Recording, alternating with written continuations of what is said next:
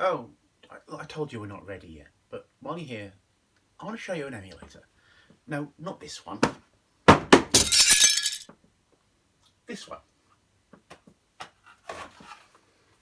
This is a TT Go. They're quite small, quite cute. Here's one I unboxed earlier.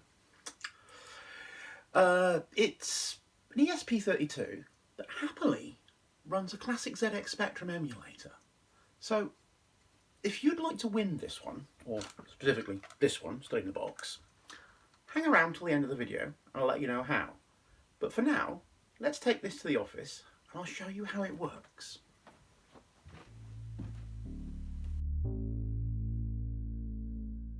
So, what we're looking at here is basically the same thing. You've got your mouse, you've got your PS2 keyboard, you've got a nice micro SD socket, and a VGA port on the outside. There's also a headphone jack, but we're not going to discuss those today. And this particular model is a WRoom32, which is a type of ESP, basically a presentation at a certain spec. This, upside down, excuse me. This particular board is made by Fabrizio Di Viatori, and I probably said that horribly wrong, from fabgl.com, and it's a completely open source specification and board that he's made for an ESP32 based computer. What we're actually playing with today is the TT Go VGA32, and I'll just unbox another one here a second. And this is a Chinese implementation, so something out of Far East, mixed national cheap, of the same thing, same ports. This is using a vastly inferior SD socket, and what they call the T Micro 32, which is basically another type of ESP model on the Pico, and it's VGA, and it's about the size of a box of matches, for those of you who remember buying boxes of matches. And here you can see micro USB port and a teeny tiny reset switch underneath my thumb, and also there's a PS RAM. So here it is booted up to being 48K mode, and I press F1 and I get a nice little pop-up menu.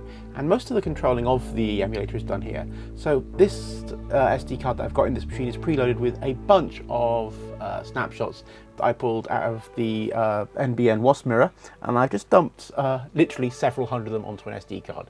And I'm going to pull up a few at random so we can have a little play and see what we've got. So Star Trek, you saw how quick that loads, nice and easy. I'm not going to play all these games, obviously, and I'm suffering the exact same problem that anyone who's just dumped in. Oh my goodness, who, what? Well, fair enough, let's move along. I'm suffering the same problem that everyone who dumps a bunch of random software onto their SD card from wherever it is. I am spoiled for choice. But I've picked Star Wars because Star Wars is quite a cute one. A, it's a commercial bit of software from back in the day, and it looks pretty fabulous. And B, it's got some wonderful, I say graphics, features. Here we go, I'll just pull up for wide shots so you can actually see me using the keyboard as I play. Excuse me, I'll just pan the camera a bit more for you. There we go, hopefully you can see what's going on now. And it's obviously a Star Wars inspired little game here, and I have no idea what I'm doing in this game, but it's got parallax scrolling, which is rather nice, and you certainly didn't actually see a lot of specky software in the day, of course.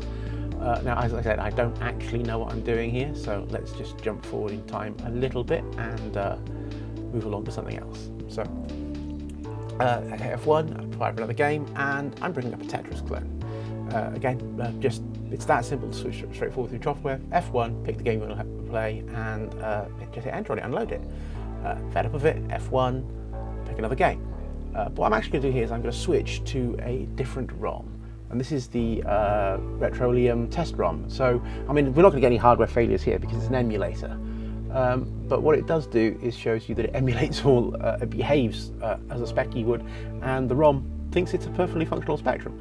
I'm not going to go sit through the entire of the test because that is a great way to waste a lot of your time and get a very low engagement rating on YouTube. But there are different ROMs. So here you can see I've pulled up the 128K ROM for the Toast Rack, and even though this says plus 2A, here we go, there's no tape loader, so you can see it's not actually a plus, it's not the Toast Rack, that it is a plus 2, because, sorry, there's no tape tester, not tape loader. But also, what you'll also see here is, on that menu, sorry, there was another ROM in the 48, which was the plus 3E ROM. Now, I've never managed to make this work, and that's not me having a go at the emulator writers. That's, if you play with this and you get more luck, hopefully you can point out to me what you did right that I didn't do right. But back in this menu, if we go plus 2A, and pull this back up again, so this is a working one as we just saw, you'll notice here at the bottom there is something that isn't here. here we go, see, I've just grabbed a quick pen there, and what you should be seeing there is an M drive, which will be on the +2A. So this is actually a +2, not a +2A, but never mind, that's not really super important, just the ROM size is slightly different, so maybe that's why one works and the other one doesn't. So back through our games again here. Now, I've got the standard problem that most folks who just pull a whole bunch of games out of a archive and throw them onto a device is I don't actually know what I'm doing, and of course no instructions on any of these games, so it is left to the reader, shall we say, to work out what the heck is going on. And here you can, I'm just going to look, not a clue, bang bang bang, not a clue what's going on here. So I should really pick some games that I know what I'm doing with, I guess. So let's pick something else.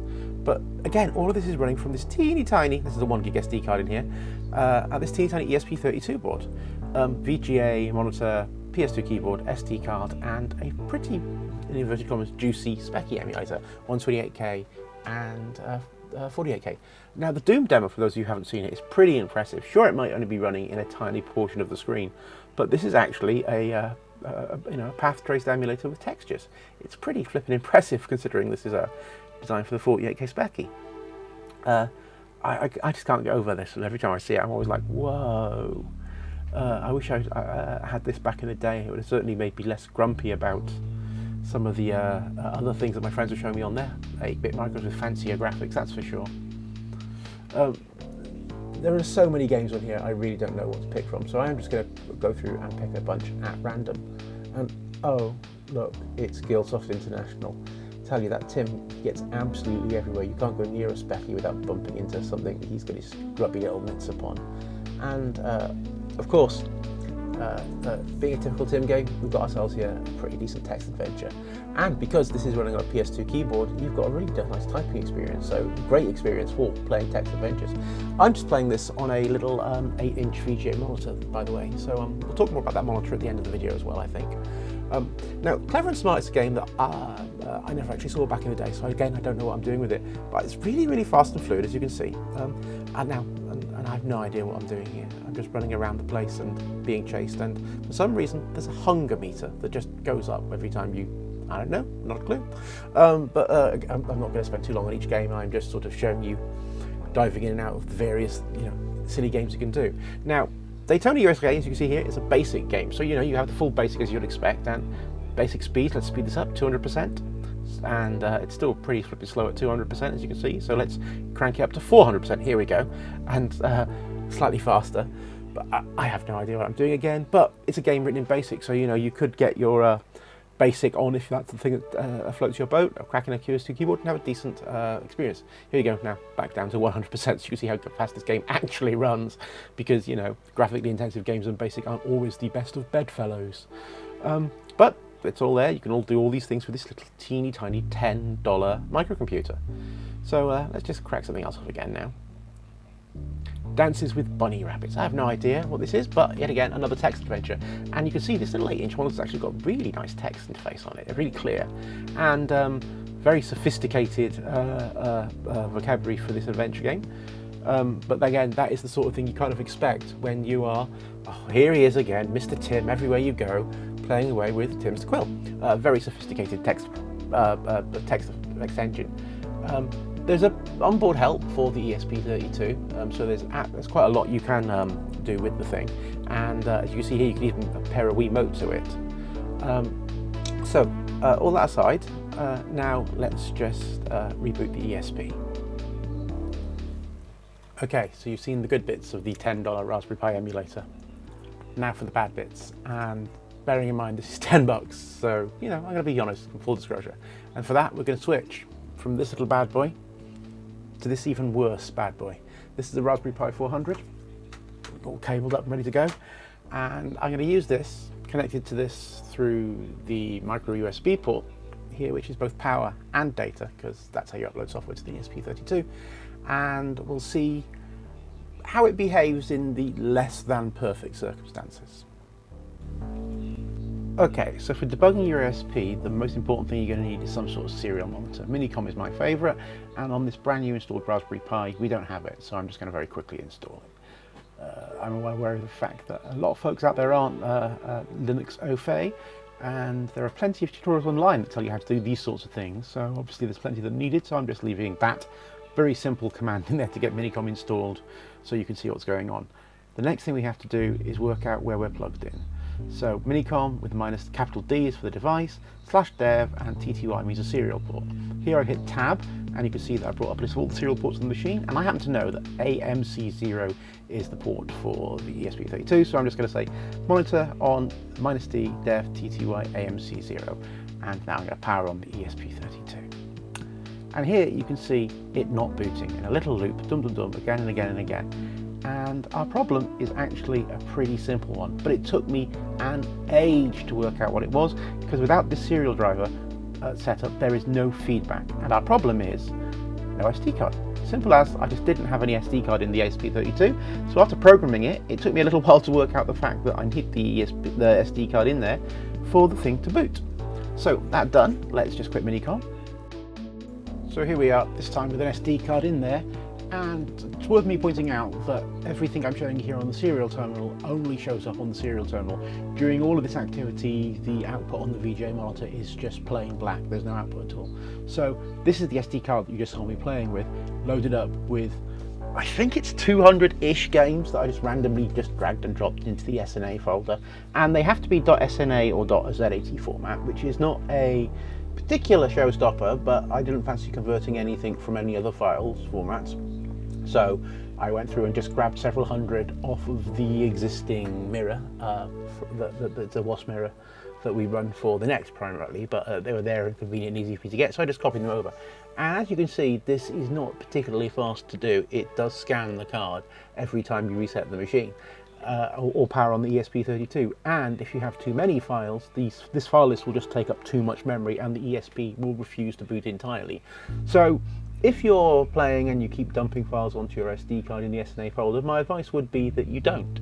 Just don't overload it. Keep a close eye on your boot times and the number of files you've got, and if you're phoning, bearing in mind I'm now waffling here to fill the time, but this thing it would take a non-small period of time to boot up the more and more stuff you stuck on it. So that is very much worth bearing in mind, and you probably shouldn't overload the contents of your SD card.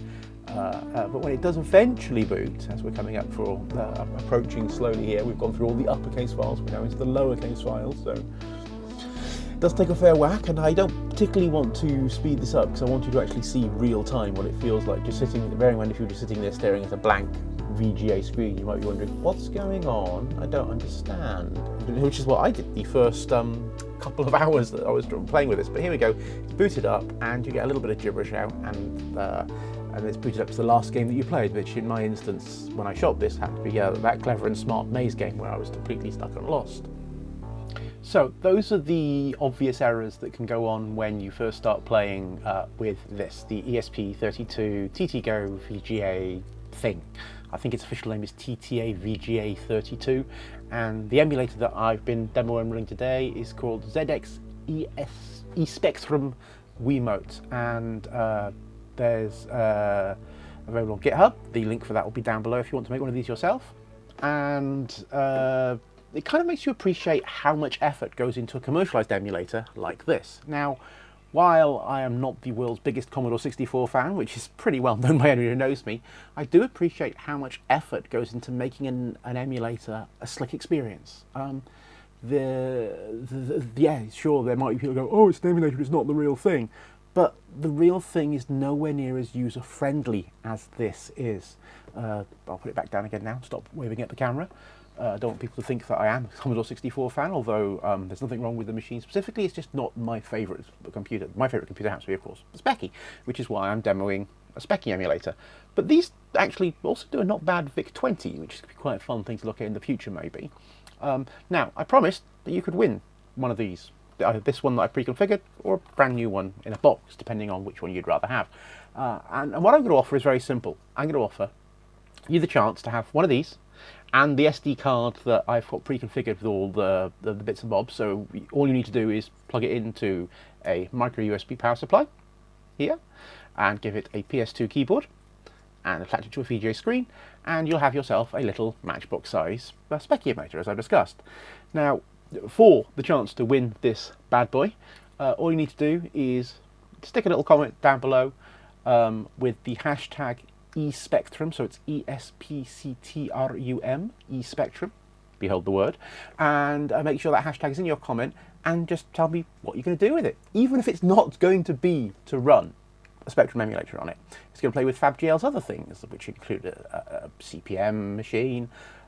He's got a PC emulator in the works for it, which, while not particularly fast, is very impressive, and a few other bits and bobs that are in the repo as well. And I'm actually thinking about doing another couple of videos based around this in the future.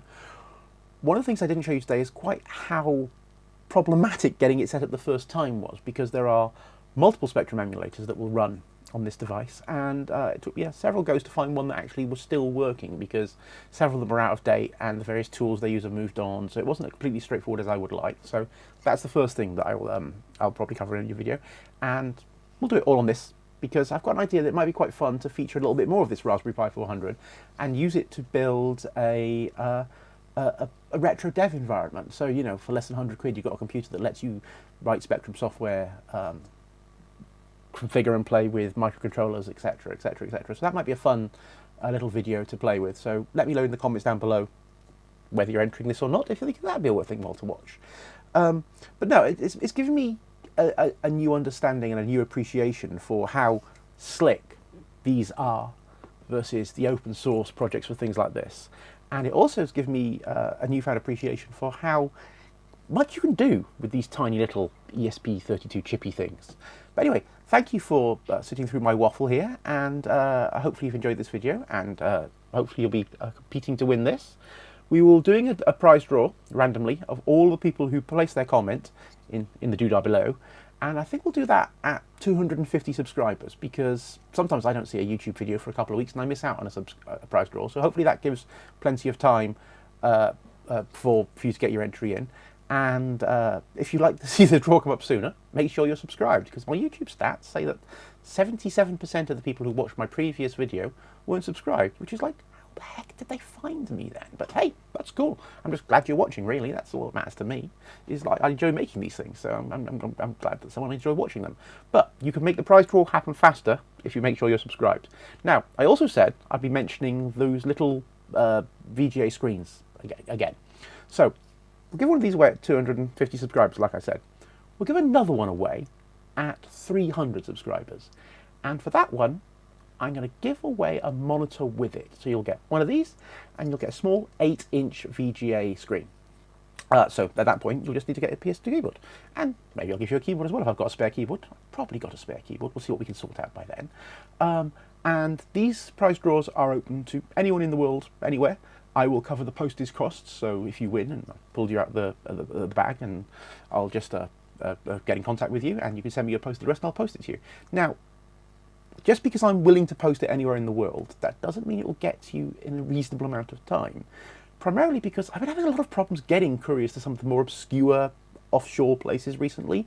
So we'll work out the logistics and whatnot, but I'll ship it, but we'll have to work out how we get it to you if you win.